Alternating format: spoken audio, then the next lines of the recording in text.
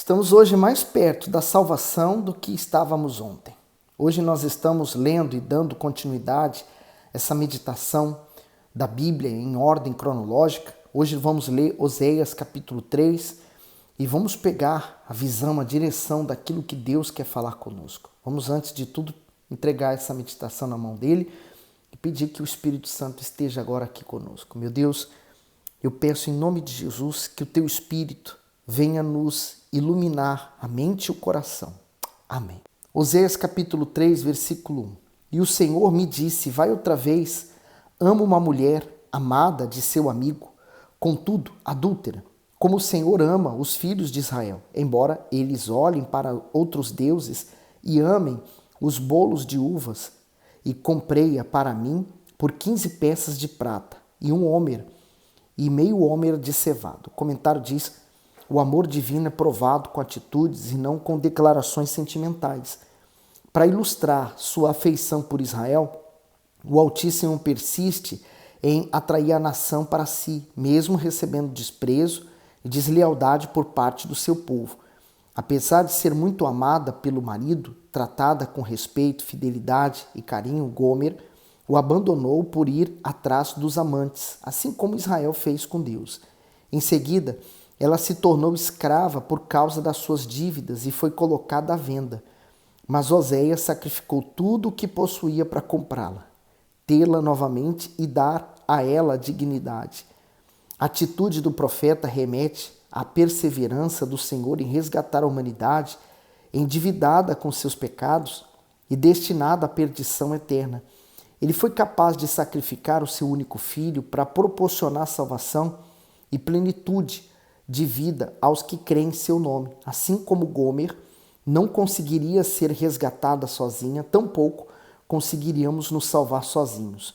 Foi necessário o derramamento do precioso sangue do Filho de Deus na cruz, como prova do seu mais puro amor por nós. João 3,16. Porque Deus amou o mundo de tal maneira que deu o seu Filho unigênito para que todo aquele que nele crê não pereça, mas tenha a vida eterna.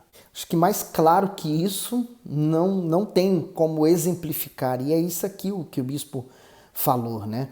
Deus nos amou de tal maneira, então nosso amor para com ele também tem que ser de tal maneira que nós abrimos mão das nossas vontades, dos nossos desejos, de tudo que nos separa de Deus, né? Que amor maravilhoso. Olha só, que perfeição, né? Veja que Oséias, na verdade, ele está retratando um pouco do que o Senhor Jesus fez por nós, né? Ele pagou um preço, o sangue dele derramado para nos libertar da dívida que tínhamos para com o pecado, o diabo.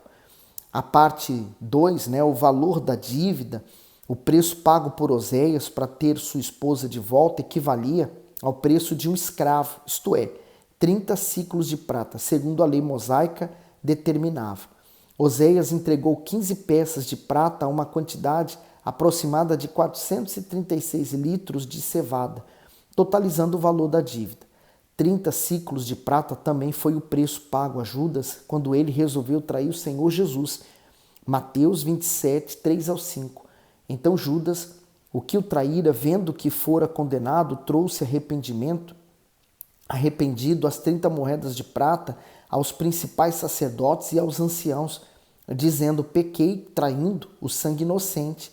Eles, porém, disseram, o que nos importa? Isso é contigo. E ele, atirando para o templo as moedas de prata, retirou-se e foi enforcar-se. Veja que tudo tem um simbolismo, né? As 30 moedas de prata não foram em vão. Tinha o preço de um escravo. Nós éramos esse escravo. Deus pagou o preço por nós. 3.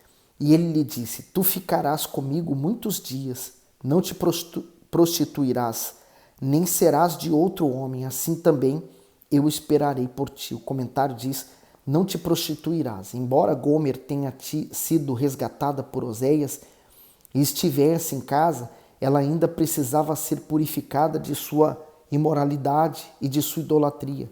Isso mostra que a vida pecaminosa traz contaminação espiritual. Por isso Gomer estava desfigurada e sem valor. O pecado arruína de tal forma aqueles que se rendem a ele que a vida se torna escrava do mal. Aparentemente, o pecador não merece perdão ou dignidade, mas o Altíssimo se concentra na importância da sua alma. Por isso o Senhor disciplina com o propósito de tratar o interior corrompido. Não se assuste se na correção você perder algo. Isso vai cooperar para estabelecer novamente a sua comunhão com Deus. E não veja como uma perda, mas como Deus tirando algo que poderia perder você. A coisa mais valiosa que Deus tem somos nós. Então, veja como Deus cuidando de você, né? E olha só, esse tempo de purificação é o tempo que a pessoa vai à igreja. Ela busca, se batiza nas águas, busca o arrependimento, se entrega, é batizada com o Espírito Santo, quer dizer, é o processo que todos passamos na fé para nos entregarmos ao Senhor Jesus como uma noiva. O 4, porque os filhos de Israel ficarão por muitos dias sem rei, sem príncipe, sem sacrifício, e sem estátua, e sem éfode, ou terafim. Depois tornarão os filhos de Israel e buscarão o Senhor seu Deus, e a Davi seu rei, e temerão o Senhor e a sua bondade no fim dos dias. O comentário do 5, depois tornarão para mim. Depois de arrependidos de sua transgressão, os judeus experimentariam uma restauração física e espiritual nos dias de Zorobabel. Quem realmente está arrependido prova isto com sua decisão de mudar. A pessoa que caiu e abandonou a fé, ao voltar a ela, precisa mostrar com atitudes que realmente está disposta a sacrificar a vida errada para se reconciliar com Deus. Quando isso acontece, o Altíssimo trata a alma para que a comunhão com Ele seja restabelecida. Ou seja, o Senhor está pronto para cuidar e ajudar, desde que a pessoa não volte mais ao erro.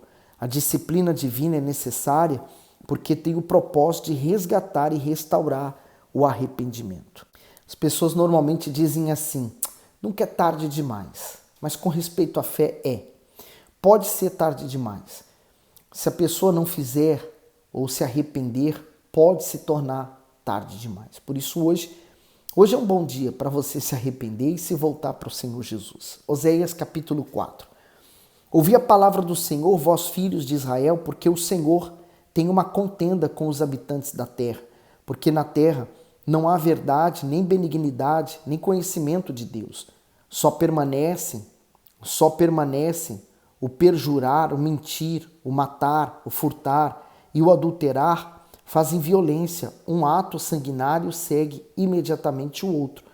Comentário do 2. Na terra não há verdade nem benignidade. Vivemos dias de abundância de informações e conhecimentos, mas isso não tem contribuído para que as pessoas se tornem melhores. O único conhecimento capaz de transformar a alma humana é o conhecimento de Deus. O Senhor diz ter uma contenda com os moradores de Israel, porque do céu ele via as práticas cruéis que eram cometidas contra o próximo. Não havia respeito, verdade, bondade ou misericórdia nos relacionamentos humanos. Esses pecados cometidos no passado permanecem acentuados em nossos dias. Perjurar, mentir, matar, furtar, adulterar e fazer violência são atos cometidos por quem não conhece o Todo-Poderoso nem respeita a sua palavra. Seguir as instruções divinas garante não somente a salvação da nossa alma, mas também uma vida justa, lealdade nos compromissos e respeito ao nosso semelhante. Nós vivemos num tempo em que o que é certo está na palavra de Deus se tornou errado. E o que é errado se tornou certo. Então, as pessoas, por estarem tão frias, longe de Deus, elas consideram o certo como errado e o errado como certo. E elas defendem o errado ao ponto de punir quem fala o contrário a elas. Esses são os tempos que vivemos, mas isso tudo está colaborando para a vinda do anticristo. No 3, por isso a terra se lamentará e qualquer que morar nela desfalecerá com os animais do campo e com as aves do céu, e até os peixes do mar serão tirados. O comentário diz, a terra se lamentará. O fruto do pecado é sentido em toda parte. Não apenas o ser humano sofre as consequências dos seus erros, mas também toda a criação. A cegueira espiritual provocada pelo pecado traz toda sorte de violência e faz a natureza gemer. O apóstolo Paulo falou isso em Romanos 8:22, porque sabemos que toda a criação geme e está juntamente com dores de parto até agora. E vivemos numa atualidade em que a natureza está se voltando contra a criatura, né? Tantos terremotos, furacões, enchentes, seca, calor intenso, desgelamento, água subindo, enfim, nós estamos vivendo os últimos dias e não temos como escapar disso. No 4, todavia, ninguém contenda, ninguém repreenda, porque o seu povo é como os que contendem com o sacerdote. Por isso tropeçarás de dia e o profeta contigo tropeçará de noite e destruirei a sua mãe. Então hoje é dia, né? O Senhor Jesus é luz. Você sabe que aqueles que ainda não aceitaram Jesus como Senhor e Salvador, eles ainda estão em trevas. As trevas provenientes deste mundo. Quando a pessoa aceita o Senhor Jesus como Senhor e Salvador, então ela passa a andar na luz e ela passa então a ser perseguida pelas trevas. No 6, o meu povo foi destruído porque lhe faltou conhecimento. Porque tu rejeitaste o conhecimento, também eu te rejeitarei, para que não sejas sacerdote diante de mim. E visto que te esqueceste da lei do teu Deus, também eu me esquecerei de teus filhos. O comentário diz assim, porque lhe faltou conhecimento. A tribo de Levi havia sido consagrada para servir exclusivamente ao Senhor e ao seu povo. Isso era um privilégio, mas também muita responsabilidade, pois deixar de cumprir o seu papel seria transgredir os seus preceitos. E foi justamente o que os sacerdotes e levitas fizeram, por isso o Altíssimo os responsabilizou pelo desvio espiritual do povo. Primeiro eles rejeitaram os mandamentos sagrados e caíram na fé. Depois induziram Israel ao erro por não transmitirem a palavra de Deus à nação. O declínio espiritual dos guias judaicos refletiu no trabalho diário de ensinar as pessoas e de conduzi-las à fidelidade ao Senhor. O povo já não conseguia confiar em seus líderes espirituais porque os via como apóstatas e interesseiros. Toda a calamidade que se abateu sobre Judá ocorreu porque os líderes se esqueceram das leis do Senhor, do chamado divino e das funções que deveriam desempenhar. Com isso, o povo passou a ser como ovelhas sem pastor, agindo conforme a sua própria vontade. Desse modo, caminhava em trevas, tropeçava e seguia para a destruição. Quanta coisa que traz para os dias de hoje uma realidade tão atual, né? Essa palavra. E principalmente o que o bispo falou. Hoje os homens de Deus são desacreditados até por causa dos inúmeros escândalos que já aconteceram. E as pessoas custam a crer naquele que está ali pregando. Mas Jesus ensinou uma coisa muito forte. Ele falou, faça o que eles falam, mas não faça o que eles fazem. Então, eu posso fazer o que o pastor está ensinando, ainda que ele seja um pastor, por exemplo, corrompido. E eu falo pastor, pode ser um padre, pode ser um arcebispo, pode ser qualquer um oficial da igreja. Se ele está falando da palavra de Deus, então eu vou conferir na palavra de Deus se o que ele está falando é verdadeiro. Bom, está batendo, o que ele está falando está aqui, está certo. Então eu vou praticar. Mas se eu for olhar para ele, ai, aquele homem de Deus, ai, aquele obreiro, aquela obreira, aí ela está dando mau testemunho, olha só ela mentindo, adulterando, olha ela fazendo coisas erradas. Ah, então eu não vou crer nele. Não, crê na palavra que ele falou, porque é a palavra de Deus.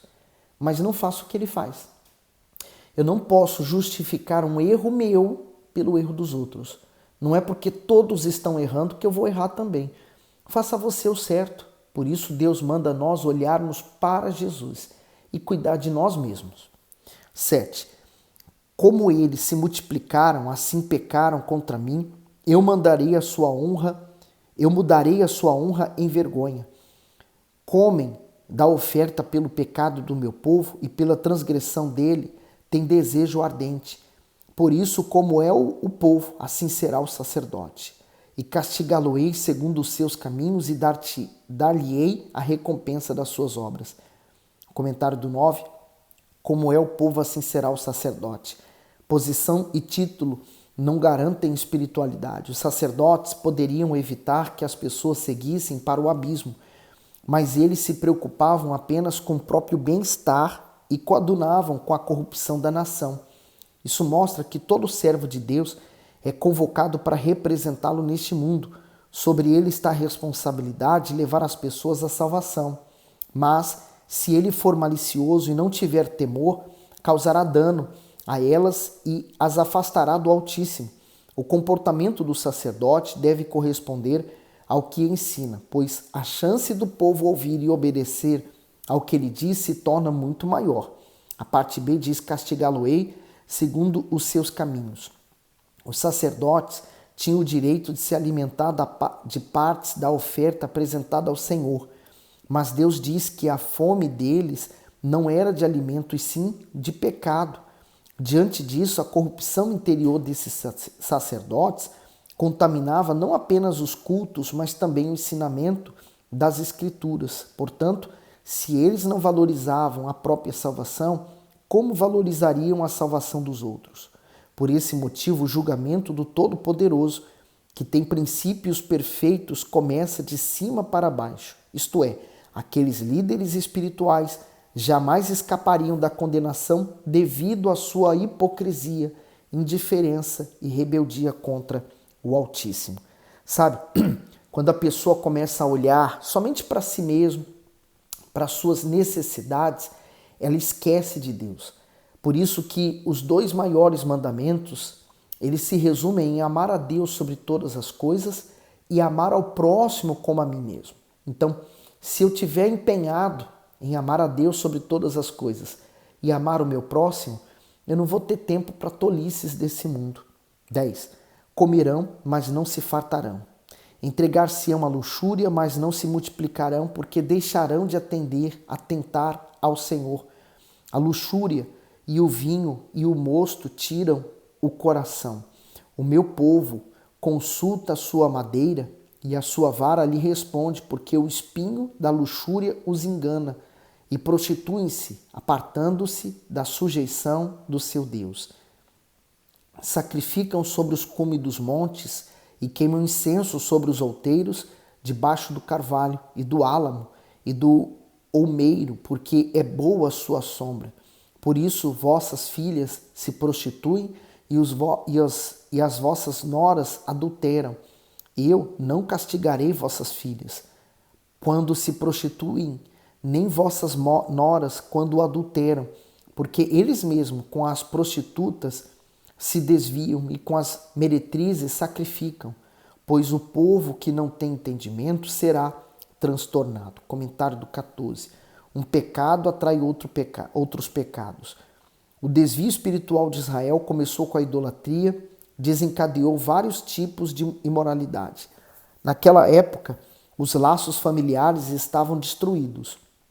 Isto é, homens e mulheres ignoravam a fidelidade do casamento para cometerem adultério.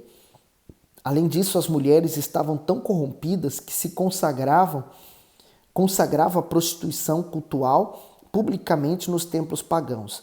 Já as filhas e as noras repetiam o mau comportamento que viam. As Escrituras ensinam que a pureza, o temor e a fidelidade são o fundamento da vida, mas o povo não tinha mais entendimento espiritual. Por isso, afundava na transgressão. Dessa forma, o profeta declarou que ninguém escaparia da punição. Quando Deus fala que não castigaria as mulheres, não significa que aquela má conduta praticada por elas passaria desapercebida aos seus olhos, e sim que todos, de igual modo, sofreriam as consequências dos seus erros. Isso mostra que o julgamento de Deus não seria parcial, ou seja, ele jamais iria repreender as mulheres adúlteras e deixar impunes os homens que as procuravam. Lendo esse capítulo 4, eu vejo o quanto... Parece que eu estou vendo os dias de hoje aqui nesse capítulo. Porque hoje, por exemplo, a mulher, o homem, se tornou um produto um do outro, né? A pessoa não quer se relacionar pelo que a pessoa tem por dentro, né? O pensamento, os sentimentos, o coração, mas pelo corpo. Então, o ser humano ele luta para ter um corpo perfeito, como um produto que vai para a vitrine e ficar à mostra. A vitrine de hoje são as redes sociais. Então a pessoa se relaciona mais pelo corpo, pelo produto, do que pela pessoa. Então vamos nos unir, sim, vamos experimentar primeiro se vai dar certo. Então Elas se relacionam intimamente, pensando, vamos ver se vai funcionar. Se não, se eu não gostar, então eu deixo para lá. Então, o ser humano se tornou igual comida. Chega um tempo, um prazo de tempo, o ser humano enjoa, fala assim, olha, eu já não quero mais esse, agora eu quero outro. E assim vai. Olha quanta familiaridade com os dias de hoje, né? No 15. Ainda que tu, ó Israel, queiras prostituir-te, contudo não se faça culpado, Judá. Não venhas a Gilgal e não subas a Bet-Avém e não jureis dizendo vive o Senhor. Porque como uma novilha obstinada se rebelou Israel, agora o Senhor os apacentará como a um cordeiro no lugar espaçoso. O comentário do 16, Israel se rebelou. O Altíssimo compara Israel a uma novilha obstinada, pois a nação era extremamente difícil de lidar.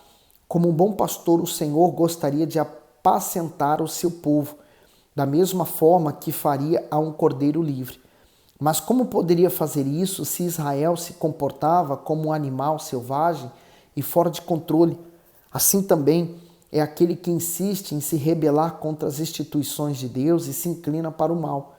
Por causa da sua obstinação no pecado, só lhe restará o jugo do sofrimento para aprender. Veja que o Altíssimo usava situações do cotidiano para que as pessoas conseguissem atender sua mensagem. Israel tinha a economia baseada na agropecuária e conhecia bem a lida com os animais. Por isso compreenderia com perfeição as palavras do Senhor. Portanto, as comparações divinas fazem o ensinamento de Deus se tornar vivo e eficaz. Terminando, Efraim está entregue aos ídolos, deixai-o. A sua bebida se foi, lançaram-se à luxúria continuamente, certamente os seus governadores amam a vergonha. Um vento os envolveu nas suas asas, envergonhar-se-ão por causa dos seus sacrifícios. O que nos resta? Olhar para nós mesmos e nos arrependermos se nós vemos que em nós há algum pecado. O Espírito Santo ainda está no nosso meio, pronto para agir. Ele quer que nós venhamos ser humildes e perguntar, Senhor, aonde eu preciso melhorar? Onde eu estou a errar? O que eu estou a fazer que não te agrada? Ele vai mostrar e cabe a nós executarmos aquilo que ele nos mostrar.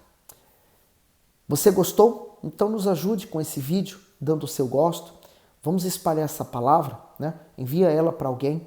E claro, não poderia deixar de pedir para você pôr nos comentários sua dúvida ou seu comentário, sua sugestão também.